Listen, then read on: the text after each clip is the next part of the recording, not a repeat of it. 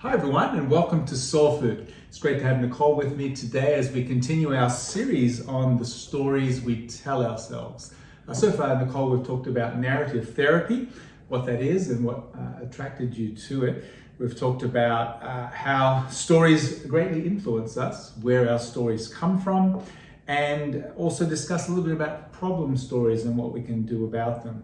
We spent some time talking about the power of externalizing, just getting our stories out so we can discuss and listen to them, and also the metaphor of the table of life, seeing this table with many different voices or many different guests around it. As we continue today, I wonder if there's an example you could give us of the usefulness of some of these principles of narrative therapy. Sure. Maybe I can tell you a story. Sure. So quite a while ago, a client saw me. We will call her Shani. She came and told me a story about anxiety. So the anxiety that she lived with created lots of problems for her, including almost like a paralysis. She couldn't go outside. Any social event was a major problem. It hindered her life. Yeah. So we talked a long time about the effect of anxiety, and we started talking about the anxiety, because one of the things we want to do is we want to separate Shani from the problem story. Shani is not the problem, the problem is the problem. And the problem was this anxiety that visited her from time to time, had a very loud volume. And I can't even remember, she gave it a funny name. I think she called it Ollie or something. She called her anxiety Ollie, because that's one of the things we want to do. We want to ensure that the person, that we can separate ourselves from the issues that are facing us, because that helps us in the deconstruction process. So, we want to listen to the effects. Ollie was messing up Shani's life, and when I say to her, what does Ollie want from you? And she goes, I don't know. I feel like Ollie just wants to keep me locked up in the house. So we explore that, we explore the effect, and then I say to her, and we call this a statement of position, a position statement. I ask her this question, and I know it sounds absurd, but I'm saying, is it okay what Ollie is doing with your life?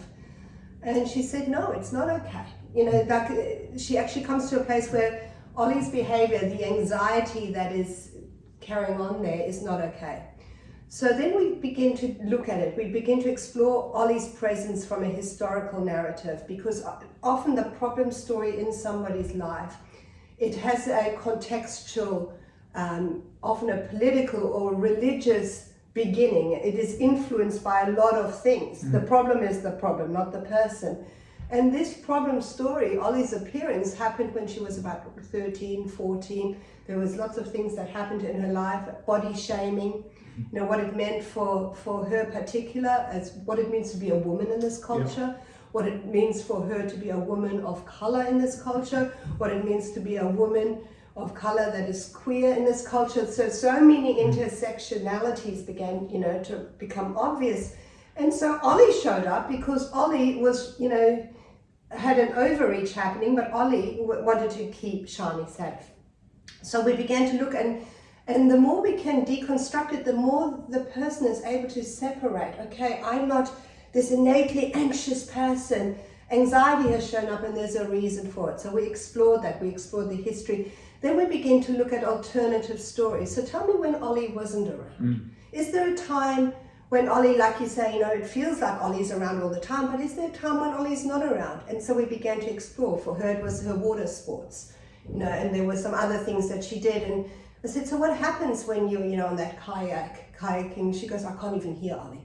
So suddenly, not only is she realizing that Ollie and her are not the same, she's realizing, there's times I have skills and I have knowledges about my life where Ollie is not present. Ollie is no longer suddenly this dominant guest in her life. So we begin to explore and richly describe these alternative stories.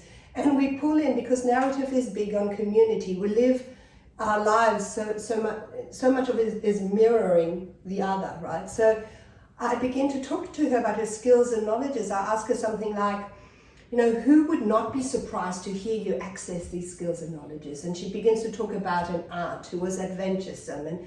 And suddenly around Shani's life, Ollie is taking more and more of a backseat, and these stronger stories are coming and they're inhabiting her table of life. And suddenly she begins to realize, yes, Ollie will show up now and then. You know, this is progress, this is much further down the track, but no longer this dominant, paralyzing guest. But Shani is a person who holds many stories and many people in her life. Her life is a rich mosaic, and really that is the key of narrative therapy, is to begin to build those rich, strong stories. Like Annie Wingard would say, we learn to tell our stories in ways that make us stronger. So that is the progression, you know. So at the same time, there's a deconstruction of the problem story, and there's a reconstruction, pulling in community, remembering stories of people and influences and skills and knowledges that enrich those alternative stories. That's a wonderful story. Thank you so much for sharing that. That's all we've got time for today, so don't miss next week as we continue talking about the stories we tell ourselves.